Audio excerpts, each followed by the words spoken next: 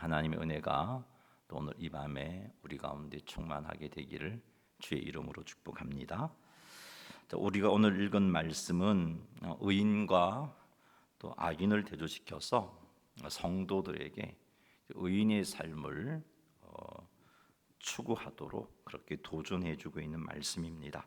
또 오늘 말씀을 통해서 이름뿐인 성도가 아니라 성도로서, 성도는 하나님 앞에 의인인데 의인된 자로서 의인으로서 합당한 삶, 그런 삶을 살게 되어서 우리 하나님께서 의인에게 약속해 주신 그런 복들을 온전히 받아 누리시는 성도님들이 다 되시기를 주님의 이름으로 축복합니다. 18절 말씀 같이 한번 읽어보죠. 훈계를 저버리는 자에게는 궁핍과 수욕이 이르거니와 경계를 받는 자는 존령을 받느니라. 아멘. 이 말씀에서 훈계라는 단어가 가지는 의미와 경계라는 단어가 가지고 있는 의미는 같은 의미입니다. 두 단어가 의미하는 것이 모두 징계, 훈육, 책망 이런 의미를 가지고 있습니다. 징계, 훈육, 책망을 저버리는 자는 궁핍과 수욕에 이르게 된다 합니다. 수욕이라는 것, 수치를 당하게 된다는 것을 말합니다. 여기서 훈계를 저버리는 것은 세 가지 경우를 생각해 볼 수 있는데, 첫째는 훈계를 아예 들으려고 하지 않는 자세. 하나님의 말씀이 훈계를 할 때 귀 닫아버리고, 또 지혜로운 누군가가 훈계를 할 때 귀 닫아버리는 자세, 이것이 훈계를 저버리는 것이고, 두 번째는 훈계를 통해서 자신의 잘못을 깨닫고 또 그래서 후회도 하고 돌이켰는데 시간이 흐르면서 희미해져서 그 훈계를 외면해 버리는 것, 그것이 훈계를 저버리는 겁니다. 세 번째는 늘 이 훈계와 책망을 명심해서 잘못을 행하지 않아야 되는데 그냥 그때뿐이었어요. 이렇게 그 순간뿐이었고 다시 훈계를 외면해 버리는 것. 이게 두 번째랑 비슷하지만 두 번째는 그래도 그렇게 살다가 훈계를 쫓아서 구별되게 살다가 시간이 흐르면서 좀 희미해져 버려서 잊어버리는 상태가 훈계를 저버리는 거고, 세 번째는 그 순간은 하나님 앞에 말씀 앞에 돌이켰는데 그 순간 지나고 나서 또 다시 되돌아가 버리는 것, 그것이 훈계를 저버리는 것으로 볼 수 있습니다. 세 가지 경우.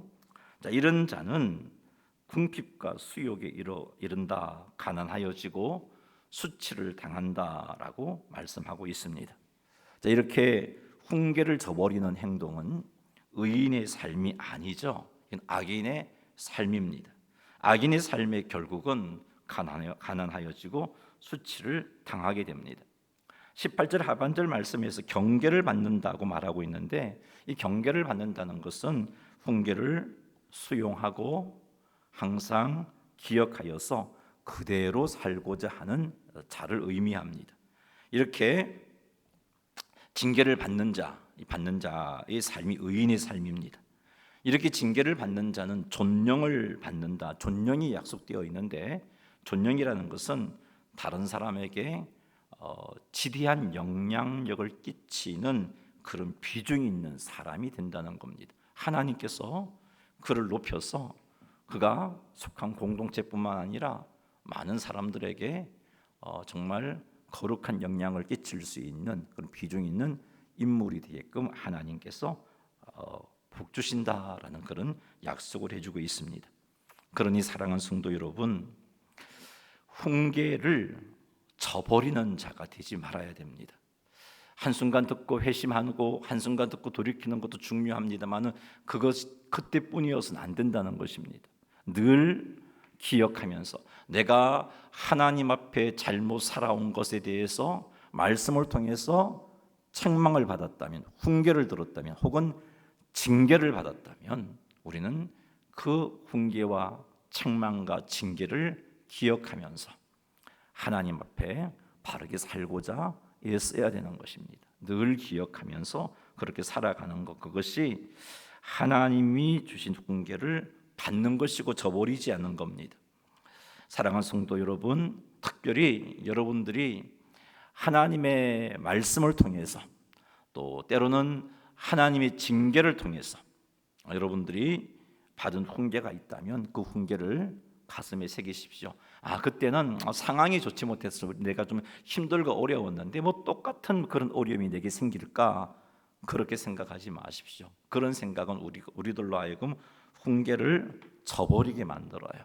결국은 수치를 당하게 만들고 가난에 빠지게 만든다는 겁니다. 그러니 하나님의 징계, 하나님께서 말씀을 통한 훈계 책망을 그냥 우연한 것으로도 여기지 말고 한순간 그때 회심하고 돌이키는 것으로 끝내지 말고 항상 기억해서 그 말씀 쫓아서, 그 훈계를 쫓아서, 징계를 명심해서 하나님 앞에 바르게 살아간다면 우리 하나님 분명히 우리를 높이십니다. 존령에 이르게 하십니다. 내가 여러 사람들에게 거룩하고 좋은 영향을 끼치는 귀중한 자리로 하나님이 높이십니다. 이것을 기억하셔서 사랑하는 성도 여러분, 훈계를 받아들이는 삶, 의인의 삶을 사십시오. 그래서 하나님이 예비해 주신 놀라운 복을 받아 누리시는 성도님 다 되시기를 주님의 이름으로 축원합니다. 19절 말씀 같이 한번 읽어보겠습니다. 소원을 성취하면 마음에 달아도 미련한 자는 악에서 떠나기를 싫어하느니라. 아멘.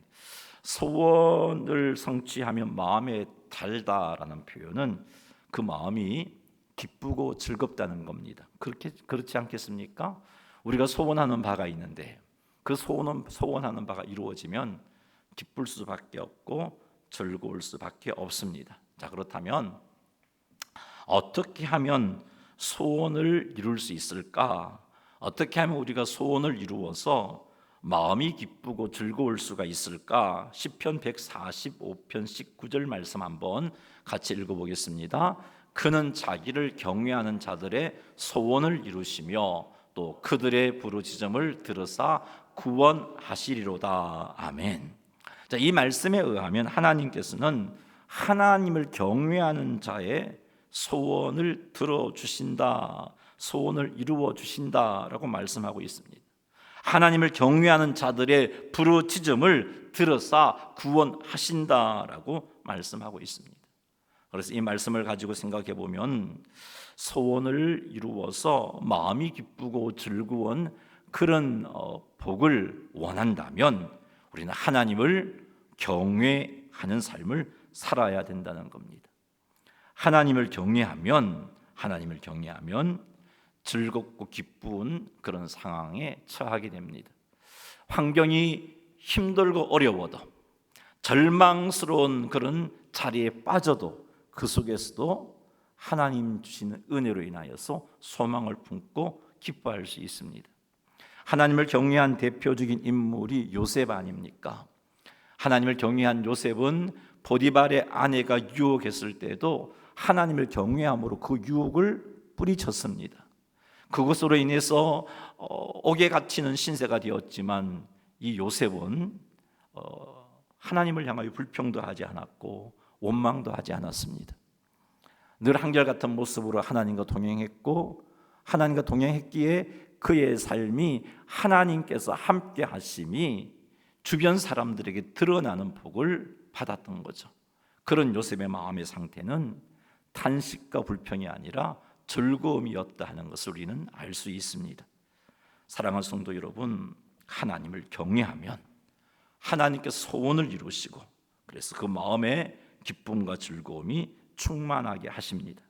하나님께서 우리의 소원을 이루어 주심으로 우리의 마음이 기쁘고 즐겁게 되기를 주님의 이름으로 축원합니다. 하나님께서는 하나님을 경외하는 자의 소원을 이루어 주신다라고 말씀하고 계시니까 하나님을 경외하는 자가 되십시다.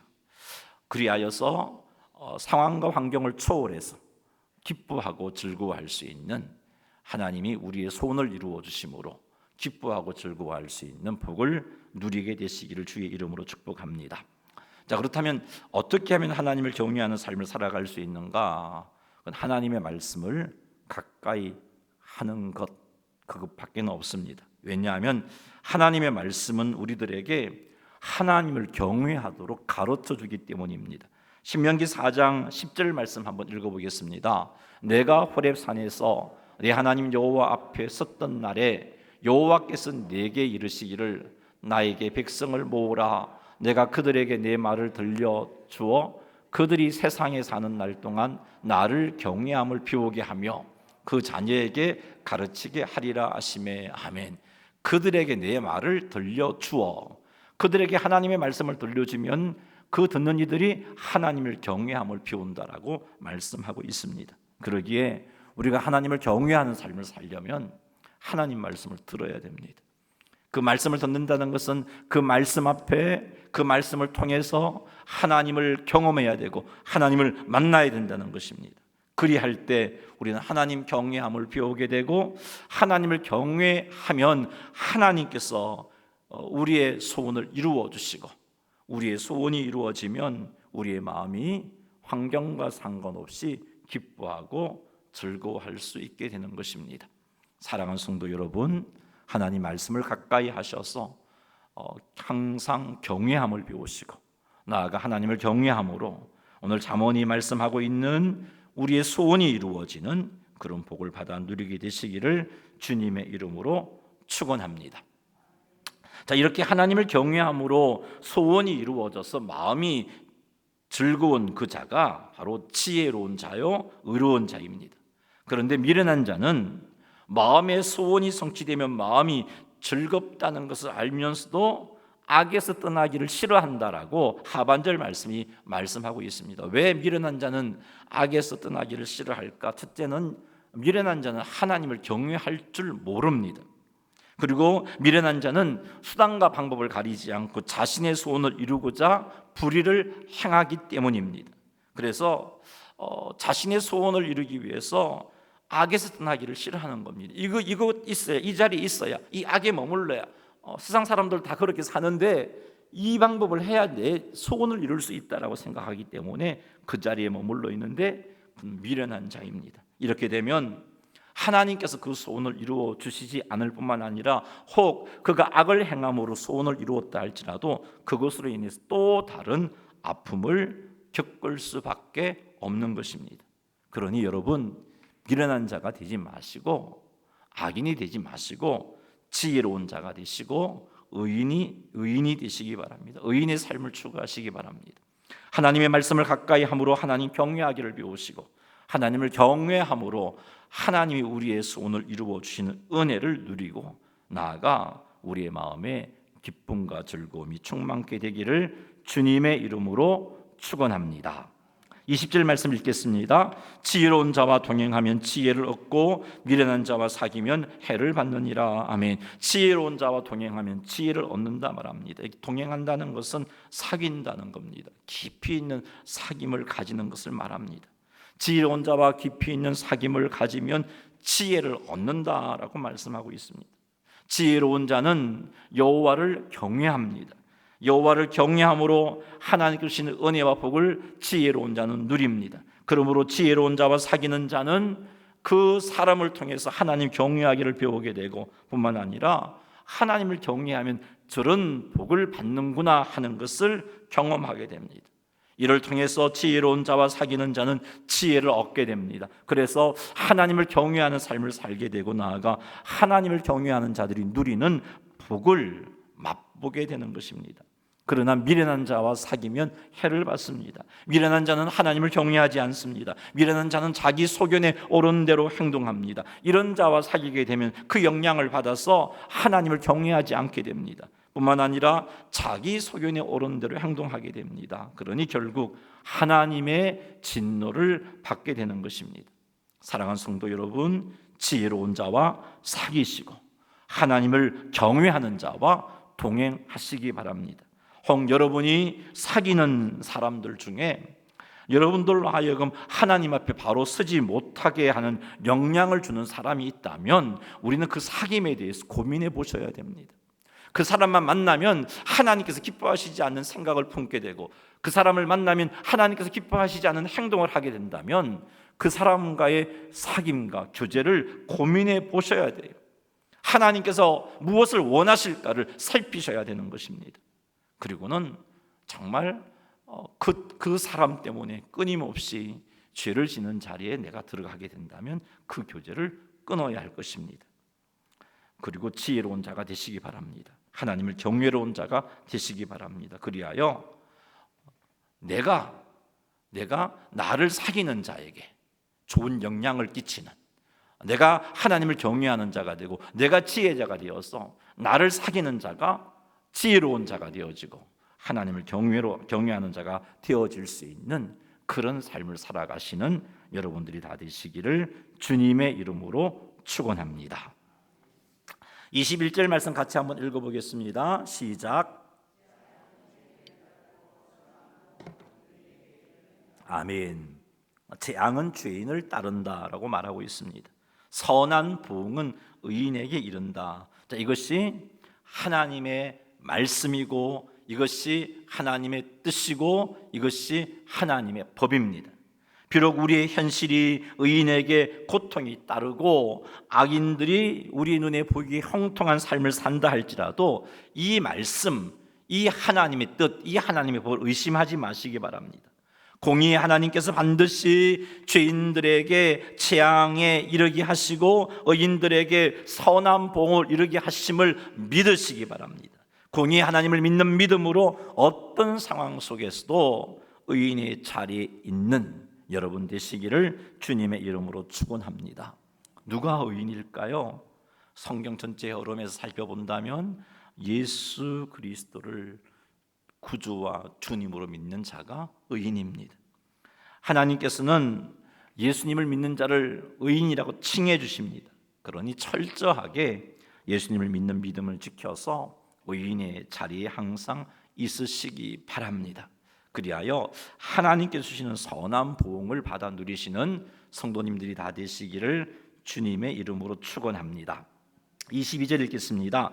선인은 자자손손에게 끼쳐도 죄인의 재물은 의인을 위하여 쌓이느니라. 아멘. 자, 여기서 선인은 첫째로 하나님의 말씀을 지키는 자입니다.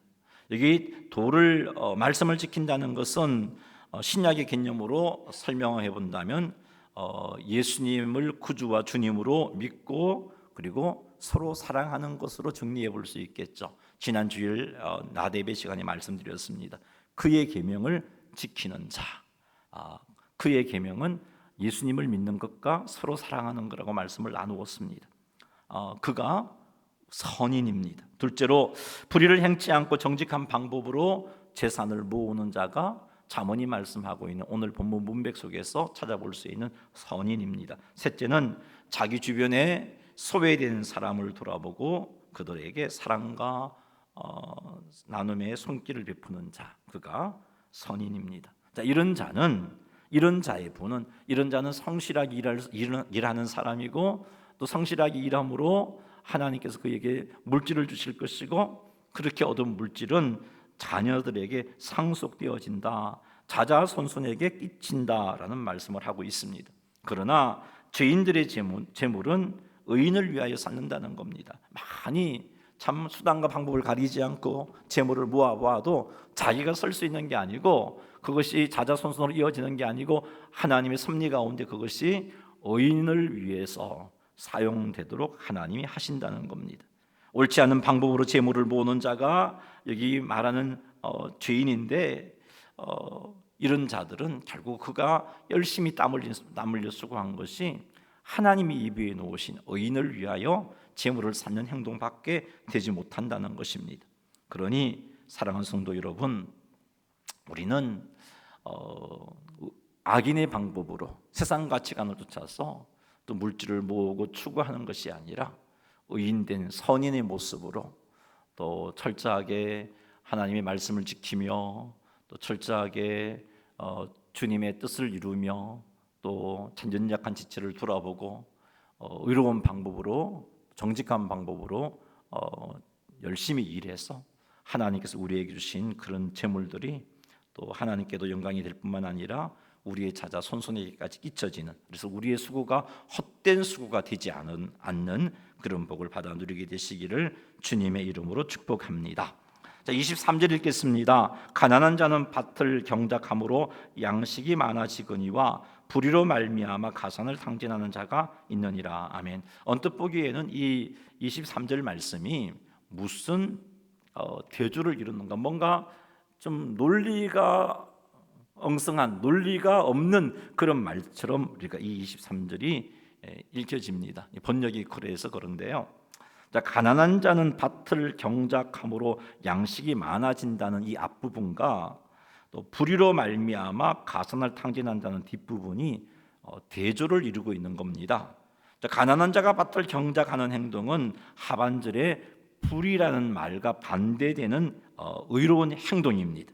따라서 가난한 자가 밭을 경작한다는 것은 가난한 자가 의롭고 성실하게 일한다는 것을 의미합니다. 그리고 하반절에 부자라는 말은 없지만 앞뒤 문장이 대조를 이루고 있기 때문에 상반절에 가난한 자가 언급되고 있는 것을 볼 때 하반절에 나오는 불의를 행하는 자는 부자이다 하는 것을 우리는 알 수 있습니다. 자, 이렇게 볼 때 23절의 의미는 이렇게 표현해 볼 수 있습니다. 가난하나 의롭고 성실한 자는 흥왕하여지지만 부자이지만 불의하고 게으른 자는 결국 재산을 모두 잃게 된다. 이런 의미로 23절을 이해할 수 있습니다. 따라서 23절 말씀이 우리에게 주는 교훈은 의롭고 성실한 삶을 살라는 겁니다. 현재의 나의 상태가 어떠하든지 간에 의롭고 성실할 때 하나님의 은혜로, 하나님 주시는 복으로 흥왕하여지게 된다는 겁니다. 그러므로 가난한 자들은 부하게 되고자 불의를 행하지 말아야 할 것입니다. 뿐만 아니라 부자들 역시 더 많은 부를 누리고자 불의를 행치 말아야 할 것입니다. 불의를 행함으로 구하고자 하는 모든 수고는 헛된 수고일 수밖에 없습니다. 결국은 그 불의가 그가 가지고 있는 재물까지도 탕진하게 만들어 버린다라고 말씀하고 있습니다. 그러니 우리는 조급해하지도 말고 하나님을 신뢰하면서 하나님 보시기에 의롭고 성실한 삶을 살아서 하나님께 주시는 은혜와 복으로 흥왕하여지는 그런 주의 백성들이 다 되시기를 주님의 이름으로 축원합니다. 24절 말씀 읽겠습니다. 매를 아끼는 자는 그의 자식을 미워함이라 자식을 사랑하는 자는 근실히 징계하느니라. 아멘. 매를 아끼는 자는 그의 자식을 미워하는 것이다 라고 말씀하고 있습니다. 자식이 잘못했을 때 그 잘못을 바로 잡아 주어야 됩니다. 머리가 굵기 전에 바로 잡아 주어야 됩니다. 때로는 이를 위해서 책망도 해야 되고요, 때로는 매도 들어야 합니다. 그런데 자식이 너무 사랑스러워서 잘못을 해도 그냥 두고 때로는 책망을 하지만 또 책망을 해도 변치 않으니까 그냥 두는 것은 자식을 사랑하는 행동이 아니고요, 자식을 잘못으로 몰아가는 행동입니다. 책망해도 잘못을 고치지 않는다면 매를 들어야 됩니다. 이런 행동이 진정으로 자식을 사랑하는 행동입니다. 그래서 잠언 13장 24절은 자식을 사랑하는 자는 근실히 징계한다라고 말씀하고 있습니다. 자, 오늘날 아동을 학대하는 것을 막고자 그런 어떤 목표 때문에 사랑의 매라는 것이 사라져 버리고 말았습니다. 그래서 자녀들에게 매드는 것을 좀 이상하게 여기는, 워낙 아동 학대가 많다 보니까 정말 제대로 된 훈육을 하고 매를 드는 것을 옆집에서 듣게 된다면 앞으로는 아마 신고해버리는 그런 일까지 일어날 수 있는 상황이 되고 맙니다. 자, 이렇게 자녀를 키우고 있습니다. 우리나라에서도 말이죠. 그래서 어느 정도인가 하면은 자기 자녀가 잘못했을 때에도 별로 중계도 하지 않고 매도 들지 않고, 또 학교에서 선생님에게 잘못해서 혹 선생님에게 매를 맞았다는 소식을 들으면 부모가 못 견디는 거죠. 찾아가서 선생님과 따지고 그렇게 하는 시대가 되어 버렸습니다. 이렇게 되다 보니까 정말 우리 자녀들을 바른 모습으로 키우지 못하는 결과들이 나오고 있습니다. 자녀들이 부모를 두려워하지 않고요, 자녀들이 부모의 말을 무시하고요, 그리고 자녀들의 잘못을 바로 잡아 줄 수가 없게 되어 버렸습니다. 오늘날 우리 성도들뿐만 아니라 이 땅의 어떤 교육들이 자녀들에 대한 이런 모습이다 보니까 참 힘들어져 버렸잖아요. 그래서 오늘날 교사가 참 힘든 직업이다라는 말이 나와요. 학교 선생님들이. 최근 뉴스도 6학년 남학생이 담임 선생님을 적게는 20대에서 30대를 때렸대요. 폭행해서 전치 3주 진단이 나왔답니다. 자, 그 선생님들이 아이를 어떻게 훈육할 수 있겠습니까? 요즘 학교 가보면요, 아이들이 잘못해도 한두 번 말해보고 말 안 들으면 그냥 내버려 둡니다. 수업 시간에 나돌아다녀도 그냥 버려둬요. 이런 시대가 되고 보니까 참 우리의 자녀들이 바로 양육되어지기가 힘든 상황이 되어버렸습니다. 왜 이렇게 되어버렸을까요? 사랑이라는 미명하에 자녀들을 제대로 훈육하지 않았기 때문입니다. 매를 들지 않았기 때문입니다. 사랑하는 성도 여러분, 자녀들이 여러분의 설하에 있을 때 제대로 징계하시기 바랍니다. 때로는 사랑의 매도 드시기 바랍니다. 이것이 진정으로 자녀를 사랑하는 겁니다. 13장 25절 말씀 읽겠습니다. 의인은 포식하여도 악인의 배는 줄이느니라. 아멘.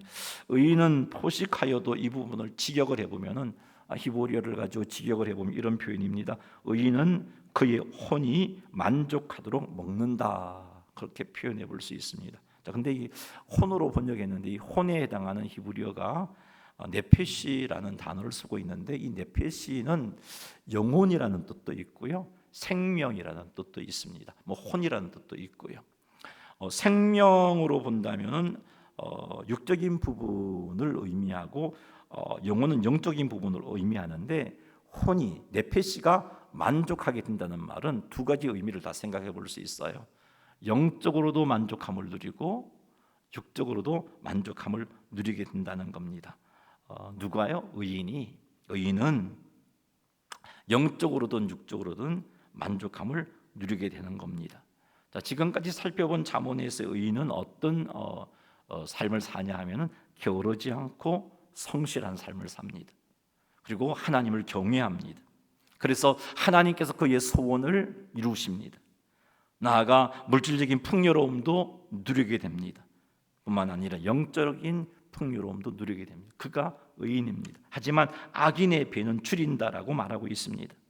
여기 언급한 악인은 게으르고 불의합니다. 하나님을 경외하지 않는 자입니다. 그래서 하나님께서 그의 소원을 이루어 주시지 않으십니다. 뿐만 아니라 하나님의 징계로 가진 것도 탕진하게 됩니다.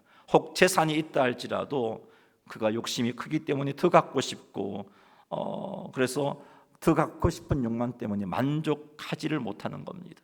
영적으로도 육적으로도 만족함을 누리지 못합니다. 그래서 악인은, 악인의 배는 줄인다라고 말씀하고 있습니다.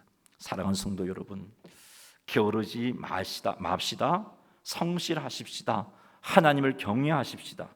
철저히 예수님께서 나의 구원자 되심과 주님 되심을 믿으십시다. 그리하여 우리의 영혼과 우리의 육이 만족하게 되는 은혜와 복을 받아 누리는 성도님들이 다 되시기를 주님의 이름으로 축원합니다. 말씀을 맺습니다. 의인의 삶을 사시기 바랍니다. 하나님께서 우리를 구원하신 것은 세상 속에서 의인의 삶을 살라고 그렇게 우리를 구원하셨습니다. 의인의 삶을 살아서 빛이 되고 소금이 되라고, 의인의 삶을 살아서 세상 사람들에게 하나님의 영광을 비추라고 우리에게 의인된 삶을 살도록 우리를 불러주시고 의인으로 세우셨습니다. 그러니 철저하게 하나님을 의지하십시오. 훈계를 받아들이시고 하나님을 경외하시고 지혜로운 자와 동행하시고 불의를 멀리하고 자녀를 훈계하고 때로는 사랑의 매를 드는 행동하십시오. 이게 의인의 삶입니다. 이런 삶을 살아서 우리 하나님께서 우리의 소원을 이루시고, 그래서 많은 사람들에게 거룩한 영향을 끼치는 그런 자리에 세움을 받고 자녀들에게도 우리가 누리는 복이 흘러가고 우리의 영과 육이 만족하게 되는 성도님들이 다 되시기를 주님의 이름으로 축원합니다. 교회 소식 전하겠습니다.